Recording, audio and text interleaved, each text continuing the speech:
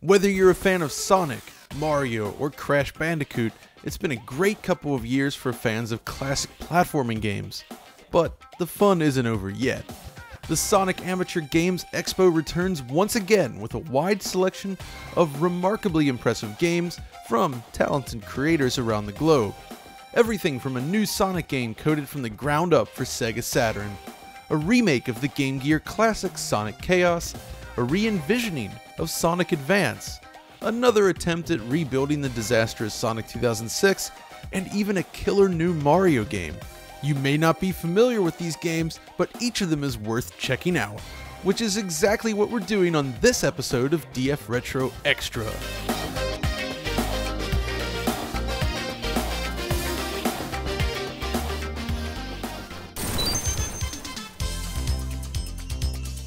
Rewind with me back to the mid-90s. Sega is on the verge of launching multiple new platforms, and Sonic the Hedgehog is as popular as ever.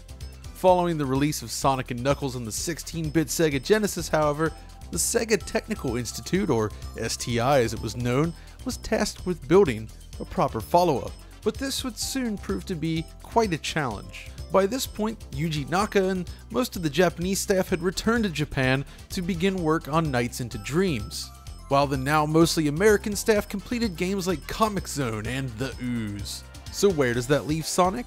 Well, two failed prototypes are known to have existed on the 16-bit Genesis, while a third, known as Sonic Mars, was created for the Sega 32X, before eventually becoming Sonic X-treme.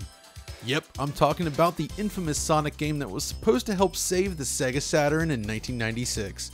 It was designed to be a system seller, the Blue Blur's debut project for Sega's ill-fated Saturn, but despite a slick trailer at E3 96, things weren't going well behind the scenes. So what happened then?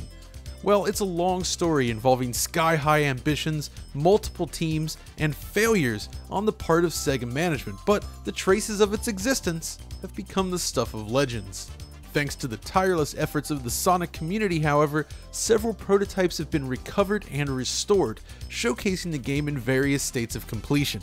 The main programmer, Ofer Alon, was working primarily on PC hardware, specifically Nvidia's NV1 graphics card, which uses quads similar to the Sega Saturn, but he struggled to deliver the required fluidity on the Saturn hardware itself. Much to the chagrin of Ofer and lead designer Chris Sen, however, management brought in another team to handle Sega Saturn programming duties, known as Point of View. There's a number of different prototypes available, but all of them are extremely limited in scope. Then, after an especially disastrous meeting with Sega of Japan, a decision was made to change the direction of the project entirely, more in the direction of a separate portion of the game, the boss sequences. This prompted members of the team to request access to Sonic Team's Nights into Dreams engine to help speed up development and meet the deadline. This was the start of Project Condor, which is what you're seeing right now. Unfortunately, when Sonic Team's Yuji Naka caught wind of this, he demanded that work on the project cease, and this ultimately ended the Sonic X-treme project. Now, this is just a rough summary, but needless to say, development was a mess, but even still, Sonic X-treme has become an important piece of Sega history. And now, thanks to the hard work of Sonic Retro user XL2, the spirit of Sonic X-treme lives on in Sonic Z-Stream. In development since March of 2017, Z-Stream is a proof of concept demo created using a new engine designed specifically for Sega Saturn. According to the game's author, all the rendering, loading, animation, controls, and collision detection code was written from scratch for Sega's ill-fated machine. What we're looking at here is direct feed capture from a real Sega Saturn console. Bearing in mind how challenging the Saturn can be to develop for, this is an achievement in and of itself. At its core then, Z-Stream was inspired by Sonic X-treme, pulling level design and concepts into this new project with his own unique spin. While it's very early, it's still an impressive showing and suggests that this could conceivably become something even more interesting in the future. So what exactly do you get in this new Sage 2018 demo of the game? Well, there are several stages included here, each with its own unique visual styling. The demo tackles the cubic 3D design of X-treme and focuses on navigating across these rather strange spaces. The maps themselves appear to have been designed by a user going by the name Andrew75, and they closely match aspects of Sonic X-treme. What's interesting about this project then is that, unlike X-treme itself, Sonic and his enemies are proper 3D objects rather than 2D sprites. The demo also features dynamic lighting and makes use of some fancy rendering tricks that were seemingly uncommon on the platform, namely transparency on world geometry, a trick resembling a similar technique featured in Sonic R. Thanks to a feature available with VDP2, it's possible to create the illusion of proper transparency based on distance from the camera. The demo also includes multiple frame rate and camera options as well. By default, it runs at 30 frames per second and manages to deliver this nearly 100% of the time, save for a couple dips here and there. It is possible to bump this all the way up to 60 FPS however, but performance is less consistent in this mode, with the game bouncing between 30 and 60 depending on scene complexity. Either way you look at it, the results are supremely impressive. And while Z-Stream may have a long way to go, it's great to see fans working to deliver on the unfinished potential of Sonic X-treme all these years later. It's certainly clear now why the game was canned in retrospect, but it's still a key part of Sega history.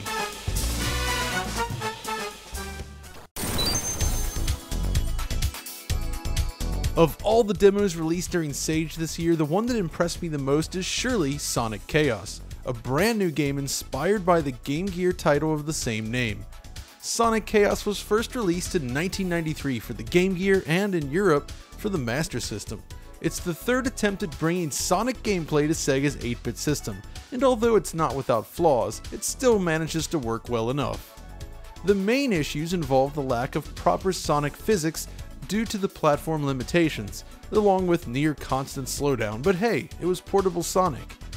This new take on the game, however, is built using a new engine known as the Crimson Engine. It's written in C and designed to be completely portable. As with Christian Whitehead's amazing retro engine powering Sonic Mania, Crimson perfectly replicates the look and feel of classic Sonic.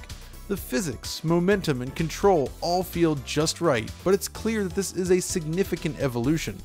In the original Sonic Chaos, levels tend to be on the short side, with very simplistic layouts, often coming in under 20 seconds from start to finish.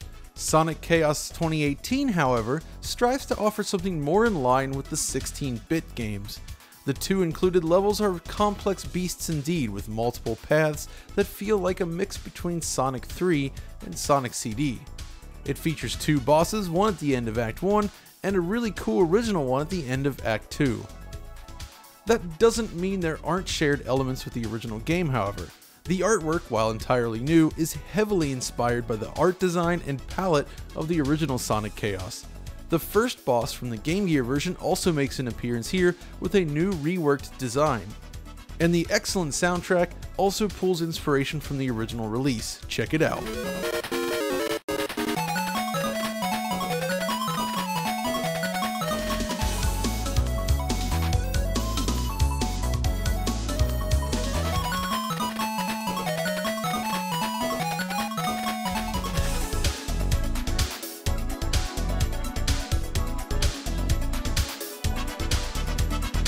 What I'm really loving about this new release though is the background artwork.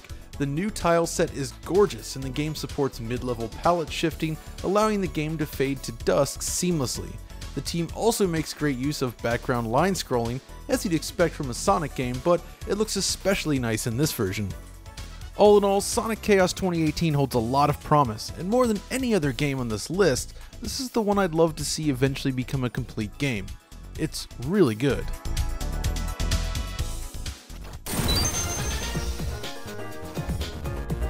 Next up, we have something a little more straightforward, but still awesome.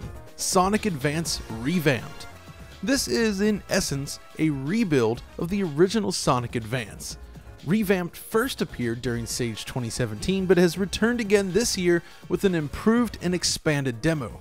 It features the same artwork, music, and general level design as the original Game Boy Advance version, but offers a whole slew of new improvements. the most important of which is the expanded playfield. You see, the original Game Boy Advance screen is limited to just 240 by 160 pixels, which places a huge strain on the visible area of the game if you're targeting larger, more detailed sprites.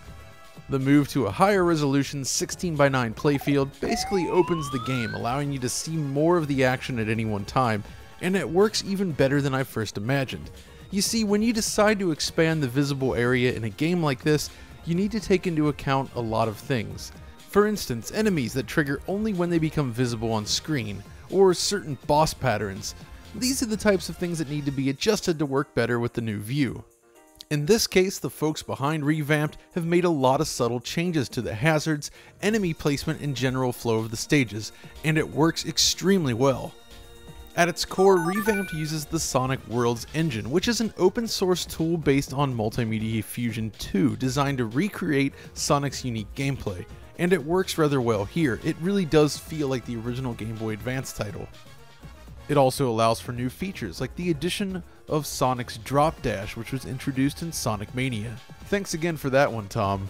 I also feel that Sonic Advance just happens to be the best of these Game Boy Advance games, and replaying it in this manner is hugely satisfying. Definitely one to keep an eye on.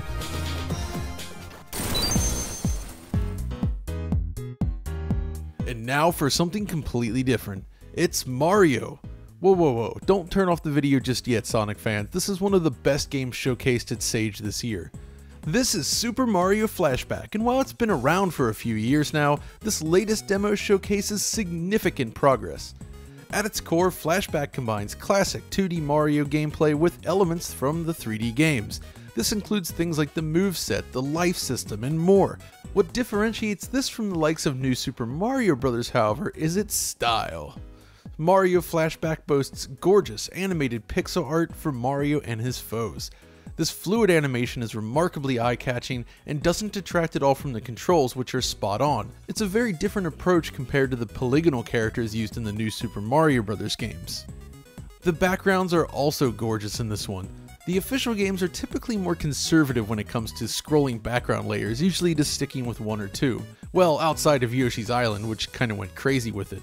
Super Mario Flashback, however, features a wide range of parallax layers that scroll beautifully along with the action. The second underground stage then features this nice lighting effect around Mario as you explore, while an earlier section in that same stage shows off a really cool rain, thunder, and lightning effect. It looks awesome. This is then coupled with a fantastic new soundtrack which remixes old tunes in a very catchy way.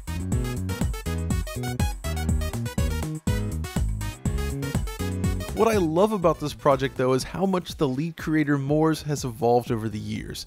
He's been making indie games since he was a young kid, and the evolution and improvements on display here are tremendous. It's not easy to deliver a Nintendo quality platforming game, but Mario Flashback gets remarkably close. This is great stuff.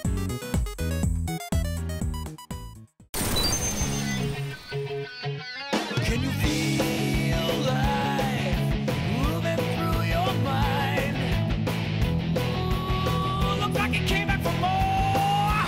Yeah! Alright, now it's time to enter the third dimension once again, this time with two remakes, Sonic Adventure Blast and Sonic Next. Let's start with Blast. While this project has been around for a while now, the 2018 demo includes a lot of new features. The gist behind it is simple. This is an open source 3D Sonic engine that can accept a simple map file variant, allowing for easy editing. In this case, Blast includes a wide variety of stages from various Sonic games over the years, and a few from, well, other series. There's several characters included here, but they all play differently from their original incarnations on Dreamcast, GameCube, and the like. This is an original take on the adventure formula. But how does it stack up against those originals? Well, let's start with Emerald Coast from Sonic Adventure 1. This is the first stage featured in Sonic Adventure, and the first time we got to experience a proper Sonic-style level in full 3D. After the whole cancellation of Sonic Extreme back on the Saturn and the lack of a proper Sonic game on the system, this was a breath of fresh air. It looked amazing in 1998 or 99. If we compare this new version to the original, the stage showcases a lot of improvements and changes inherent to this new engine. For one thing, thanks to modern shading hardware, things like water enjoy a significant bump in quality. The frame rate is of course much higher, targeting 60 FPS, and the view distance is greatly extended. There's also real shadows this time around. However, a lot of the level geometry and certain triggers have been changed. Guardrails are now entirely absent in these levels, and things like these spiked traps are removed as well. Basically, the more complex hazards haven't been fully implemented yet, and this extends to the whale chase sequence in the first level here, which lacks a lot of the custom animation work implemented in the original game. Sonic's character model is also entirely different, resembling the shorter, stubbier model featured in Sonic Jam on the Saturn. It's a strange juxtaposition though, since the world rendering is improved while these characters are simplified, and this applies to other characters as well, by the way. Still, this is a promising start for the project, and it does offer some improvements to general controls, as well as some less successful but still interesting changes. For one thing, loops are no longer animated sequences. On Dreamcast, you'd basically hit a boost pad right before a loop, and the game would automatically shoot you through it. It was still possible to glitch out of the loop, but it was basically automatic. Here though, you now must control Sonic while traversing a loop. And in that sense, I feel like the creator is onto something here, as it does feel rewarding when you nail it, but at the same time, it's still a little too finicky or glitchy at this point, so it does need work. Still, there's a lot of potential here. It's not clear what the future holds for this project, but thus far I'm really impressed and extremely curious to see how this shapes up over the years. Definitely one to watch. So how about Sonic Next? We looked at this one last year, but this time the team has opted to tackle one of the worst stages in the game, Crisis City. This stage offers a nightmarish mix of gameplay that mostly fails to work, and it's divided by 3 loading screens, which, if you're familiar with the original release, means a lot of waiting. It's not great. That also makes Crisis City quite the challenge for the team working on Sonic Next. Is it even possible to recreate such a miserable level and make it fun? Well, it's true that it is improved in some areas, but honestly, it isn't quite what I was hoping for. Let's take a look. First off, there's this snowboard section, or whatever you want to call it. The stage begins with Sonic sliding through wreckage while dodging explosions and falling debris. While the controls for the board have been refined here in Sonic Next, this segment is as fiddly as ever. The main issue involves situations like this. If you miss specific timing windows, you wind up getting stuck very easily, and in that sense, I found this happening even more often in Next versus the original game, which is kind of unexpected considering the tweaks made to the controls and debris spawn rate. Eventually though, if you survive this section, you'll transition to the next area, which highlights 2 improvements. In the original game, you reach this point just before the end of the level with some boost pads visible on screen. And, well, the brakes slam on as you hit a loading screen. It's a terrible design decision that robs the stage of all momentum. The next release, however, does at least allow you to hit these boost pads and launch into the next section before the now much shorter loading screen. It's still not perfect, mind you, but it's improved. Then it's time to grind some rails, and this section is a piece of cake in both versions. The speed and momentum has been modified in the new release though, but I'm not sure which version actually feels better. As this is entirely on rails, you can simply set the controller down until you reach the end. Sure, there are optional paths along the way, but it's such a fiddly game that you're almost just better off not touching anything at all. Now at this point you may have noticed some of the good and bad points of Next. On the negative side, there's the performance. The whole project has been created in Unity, but it exhibits a noticeable judder problem, something that I found to be extremely common with certain Unity projects, unfortunately. Even on a hugely overpowered rig, it's just not enough to overcome these issues, and the original 360 version manages to feel smoother as a result. On the other hand, the visuals are improved with higher quality shadows, effects, motion blur, and more. I did spot a missing heat haze effect though, but overall it's a nice boost in visual quality. That said, I would say that the visuals were never really a problem in the original release, but hey, it is still fascinating to see the changes here. From this point then, the adjusted controls do become more evident, but again, I'm not really sure which I prefer. Perhaps I've simply learned to adapt to the original game. This whole area just involves a series of enemies, springboards, boost pads, and the like. It's not that interesting. I did, however, appreciate this little change. In the original game, you have to jump from this platform down to the ground, but it's not even clear that there's a floor below you. It's poor signposting on the part of the original development team. The next version, however, adds this platform which explodes and drops down, forming a ramp, something which helps reveal the path forward.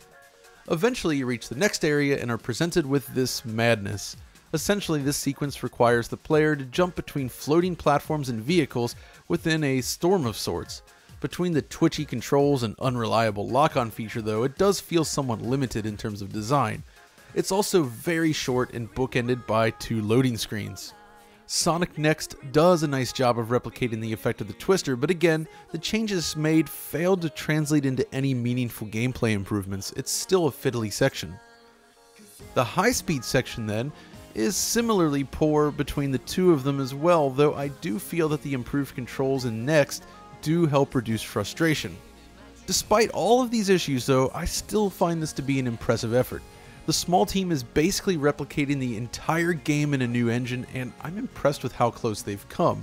Of course, this is still Sonic 2006. The developers were seemingly so preoccupied with whether or not they could, they didn't stop to think if they should. So at this point then, I do not feel that the developers have managed to salvage this miserable level from the original Sonic 2006. The first 2 demos were better, just due to the fact that the levels they were based on are better. That's not to say it's impossible to do a nice Crisis City level. Take a look at Sonic Generations for instance. Using its entirely different gameplay design system and engine, I do feel that Generations is much more successful in translating this sort of exploding city environment into something that's playable. Of course, to be fair, this is still one of my least favorite levels in Sonic Generations, but it's at least quite playable and satisfyingly lengthy.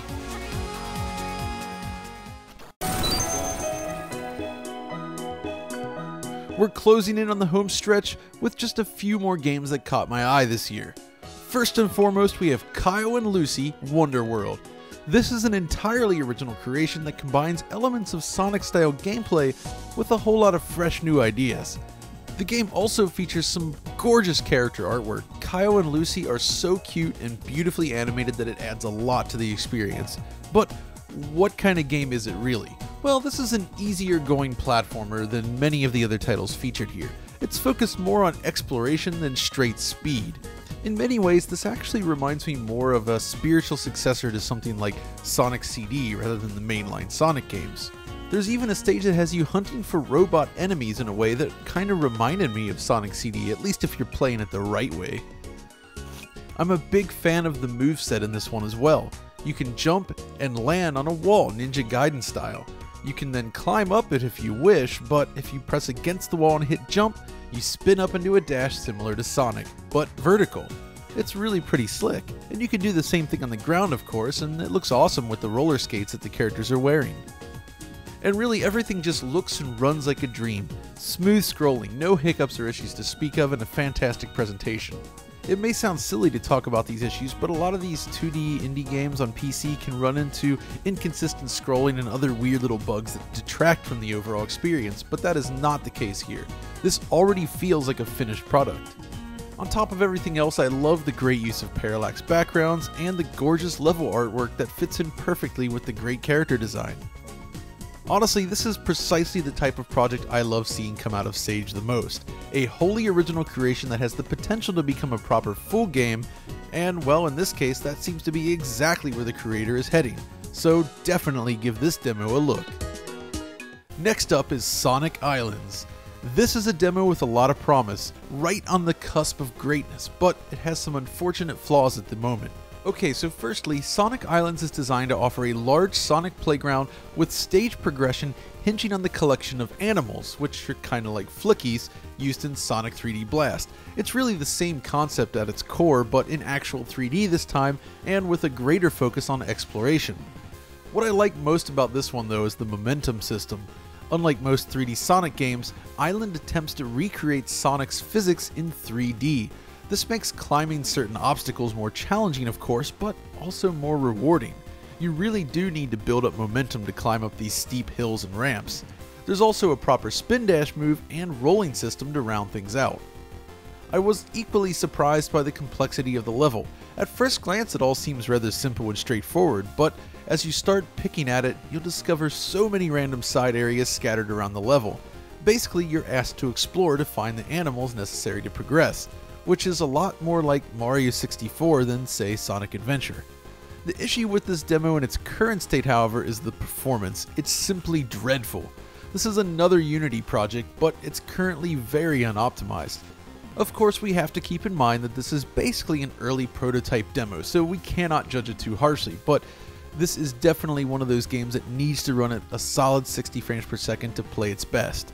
You'd think that a 10-core i9 paired with a Titan XP could power through the lack of optimization, but alas, that is not the case. Even still, the underlying ideas here are solid. This is another project I'll be keeping an eye on. Okay, the next game on the list is a completely out of left field creation, Crash N-Tense Adventure. We're getting close to the end of the list now though, so I'll be brief. Basically, this is a wild little side-scroller that attempts to recreate Crash Bandicoot in 2D, and it's surprisingly brilliant. The basic design of Crash Bandicoot works surprisingly well in 2D, and the artwork selected for this game is a perfect match for the insanity inherent to the series. Yeah, the artwork. That's definitely one of the strangest things about this project. My first impression is that this is basically a meme in game form, but honestly the style has grown on me and I love all the little touches included in Crash's animation. It looks awesome. What's most surprising to me is just how much fun the game is. The crate hopping gameplay almost works a little better in 2D than it does in its original 3D form. Though, to be fair, these original games were made during a very different era, so you know, it's difficult to compare. Either way, this crazy little game is definitely worth checking out. And at last, our final title of the day, it's Petit Hedgehog. I wanted to throw in a brief mention of this one as I believe the level design and general flow of the game is pretty good. In fact, it plays more like Sonic Advance 2 than any other installment in the Sonic series, and that's not a bad thing. After all, most of the community is focused on either recreating the classic 16-bit style play or going for the 3D style. It's rare that we get this type of Sonic game, and it works surprisingly well. But there's definitely room for improvement. I'm not a huge fan of the art style for one thing. It has a look more reminiscent of the GBA games, but with a little less overall detail. The sound could also use a little work.